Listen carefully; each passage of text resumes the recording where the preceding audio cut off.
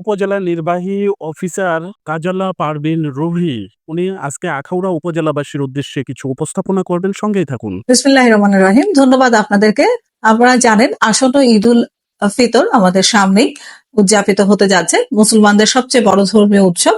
আর বাংলাদেশে আমাদের এই উৎসবটা আমাদের যেহেতু সংখ্যাগরিষ্ঠ আমরা মুসলিমদের দেশ, এটা খুবই উৎসবমুখর পরিবেশে উদযাপিত হয়।